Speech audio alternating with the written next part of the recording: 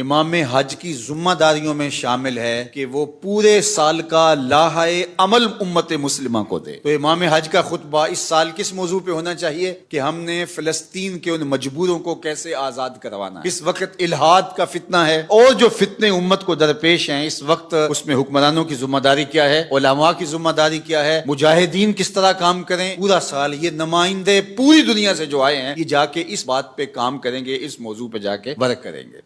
جس شخص کے اندر یہ 5 وصف پیدا ہو گئے اس کا رب اس کی عزت بحال رکھے گا, اس کو کبھی بھی ذلیل نہیں ہونے دے گا. پہلا وصف صلہ رحمی, دوسرا وصف لوگوں کا بوجھ اٹھانا, تیسرا کام جس کا کوئی کمانے والا نہیں اس کی مدد کرنا, اس کے لیے کمائی کرنا, چوتھی چیز مہمان نوازی کرنا, پانچواں وصف وتعین علی نوائب الحق. حضور کی مبارک سیرت کا صدقہ اللہ ان اوصاف کا عکس ہماری طبیعت میں ڈال دے. مجرم ہو تو منہ اشکوں سے دھوتے چلے آؤ, مجرم ہو تو منہ اشکوں سے دھوتے چلے آؤ, آؤ در تواب پہ روتے چلے آؤ. قرآن میں مذکور ہے بخشش کا طریقہ, سرکار کی دہلیز سے ہوتے چلے آؤ. کہا جرم کر بیٹھو تو محبوب کی چوکھٹ پہ آ جاؤ. پھر کیا ہوگا, تم تو گناہوں کی معافی لینے آئے تھے لیکن محبوب کو ساتھ لے آئے ہو, لہٰذا وسیلہ حضور کا ڈالا ہے, گناہ تو معاف ہوں گے ہی ہوں گے, اضافی رحمتیں بھی عطا کر دی جائیں.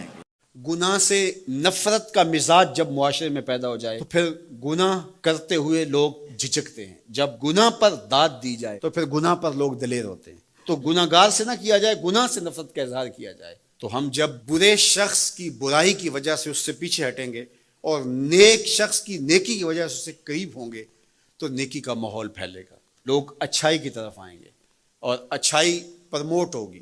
یزید کے یہ کرتوت تھے, ادھر اہل مدینہ کو ستایا, ادھر اہل مکہ کو ستایا, اور رسول اللہ صلی اللہ علیہ وسلم کے خانوادے کی بے حرمتی اور توہین کی. نہ صرف انہیں قتل کیا گیا, ان کی لاشوں پہ گھوڑے دوڑائے. ابن سعد اور شمر جو ہے وہ خیموں میں داخل ہوا اور چادریں چھیننے کی کوشش کی. حضرت زینب سلام اللہ علیہا نے مخاطب ہو کے کہا ہمارے چہرے کے رکھوالے چلے گئے ہیں, ظالم تو خیال نہیں کرتا ہم رسول اللہ کی بیٹیاں ہیں.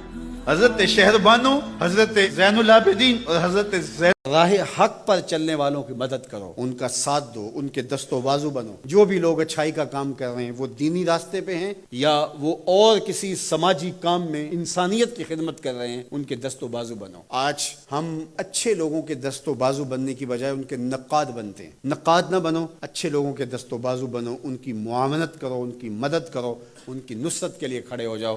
یہ میرے اور آپ کے آقا و مولا کا طریقہ. ارشاد فرمایا کہ جب میرا بندہ مجھ سے ملنے کی چاہت رکھتا ہے تو میں بھی اس سے ملنے کی چاہت رکھتا ہوں. پھر وہ ملاقات تو زندگی کی آرزو ہے کہ میں اس کے حضور جاؤں, لیکن اچھے اعمال کا ذخیرہ ہوگا تو پھر ملنے کی آرزویں ہوں گی. گناہوں کا بوجھ ہو تو ملنے کی تمنا ہی نہیں ہوتی. اللہ کی پکڑ سے کوئی بچ تو نہیں پائے گا, لیکن جنہوں نے اللہ کی رضا کے لیے زندگی بسر کی ہوگی, اللہ جل شانہ سے ملاقات کا شوق انہیں کشاں کشاں اس کی دہلیز پہ لے جائے گا. حضرت اسامہ بن زید فرماتے ہیں میں حضور کی خدمت میں حاضر ہوا, میں نے حاجت کہی, حضور نے حاجت پوری کر دی, لیکن میں نے ایک منظر دیکھا کہ حضور نے جس چادر کی بکل کی تھی وہ اطراف سے جنبش میں ہے جس طرح اندر کوئی ہو. میں نے کہا حضور اس چادر کے اندر کیا ہے؟ تو حضور نے چادر کھول دی تو میں نے دیکھا ایک پہلو سے امام حسن لپٹے ہیں, ایک پہلو سے امام حسین لپٹے ہوئے. کہا یہ میرے بیٹے ہیں, یہ میری بیٹی کے بیٹے ہیں, اے اللہ میں ان سے پیار کرتا ہوں, تو بھی ان سے پیار کر, اور جو ان سے پیار کرے مالک اس سے بھی پیار کر.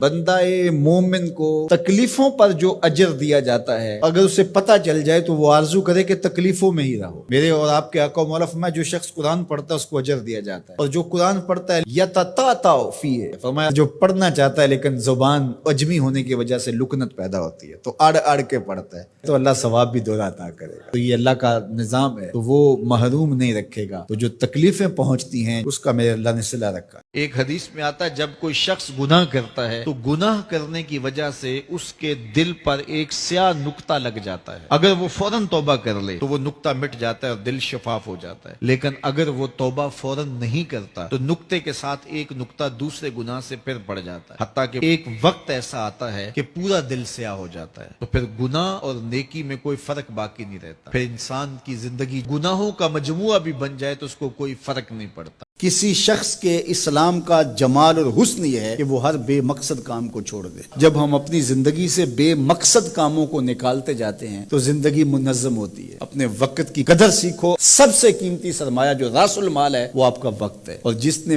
وقت برباد کر دیا، یوں ہی بیٹھے بیٹھے وقت گزار دیا، بے مقصد وقت بسر ہو گیا، تو اس نے اپنا سخت نقصان کیا.